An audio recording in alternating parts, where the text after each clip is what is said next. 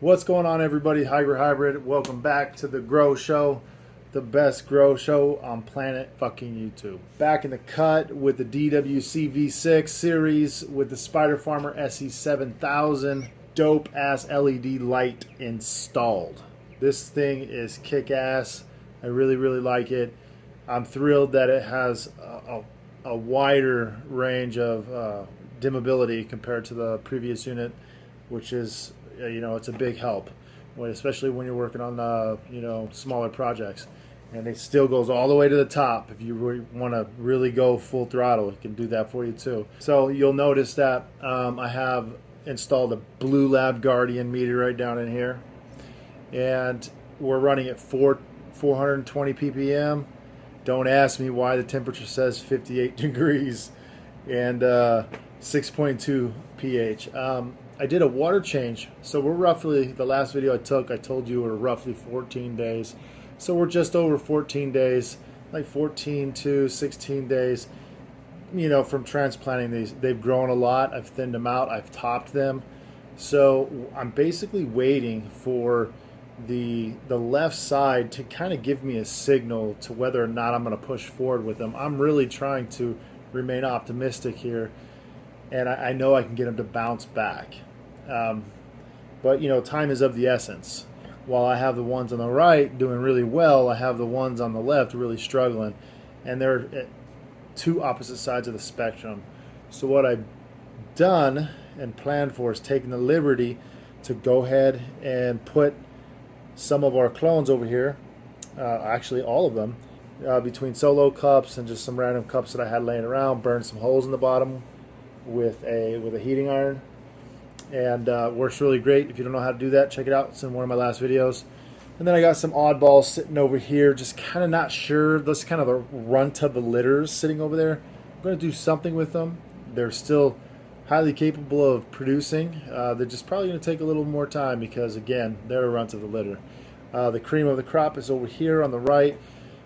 What I'm kind of just banking on is that these things push through over here. And I hope that they do. I hope they come through.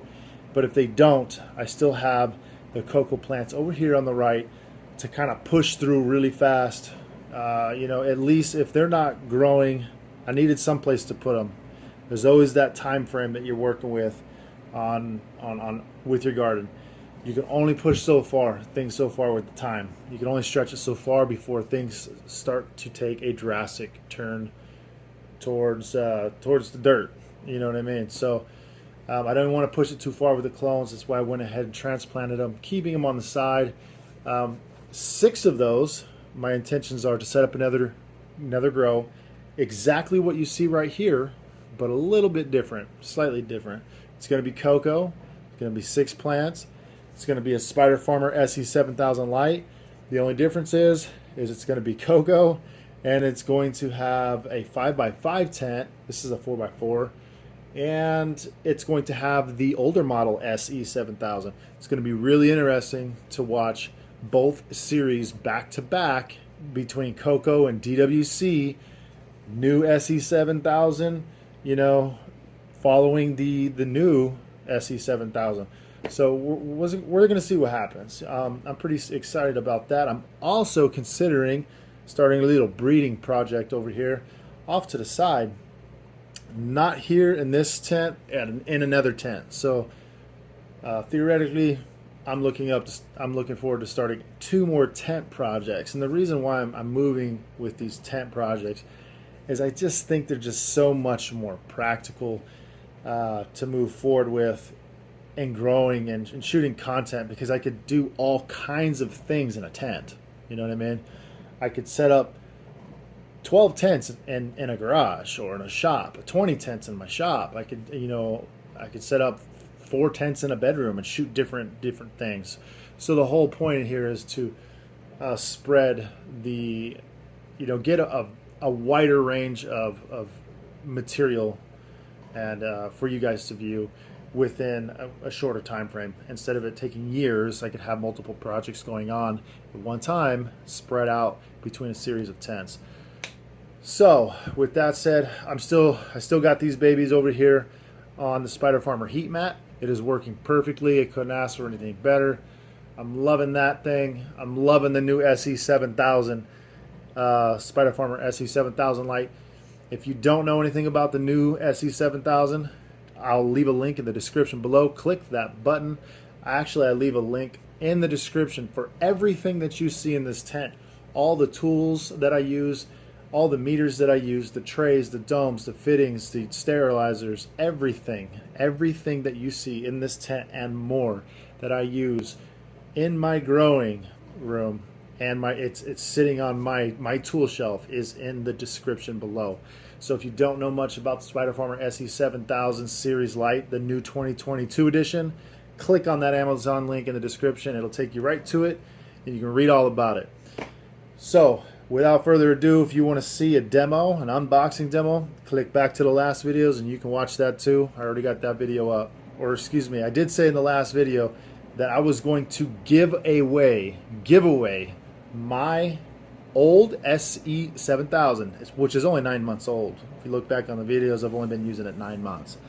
So my 9-month-old SE7000, the one that banged out that 4 3/4 pound grow, the one that has been running the last months that you've seen in every single video. That's the light I'm giving away, that one that was hanging up right here. That's going to be your light. And happy early Halloween, everybody. You just got to tell me where that rubber duck is. If you can leave me a timestamp where he was, when he was, you win that Spider Farmer SE7000 light. Oh, and by the way, if you haven't already asked yourself why I'm shooting the video in an upright position, this is an experiment video right now for me. I don't know whether or not people watch more YouTube videos on their phone as opposed to their television, or as opposed to their laptop. I'm not sure. So I'm assuming that a majority of users watching YouTube videos are on the go, they're driving, they're at work, they're on their breaks. I don't know. They got the phone posted up in the car and they're just listening while they're driving. So I'm assuming that everybody, a majority, and this is just me speculating. I didn't even take the opportunity to look it up. So a larger audience is watching from a phone, which makes sense to shoot it in the upright position. If you don't like this, if you don't like the way that it's shot like this, I will be happy to turn the camera back the other way.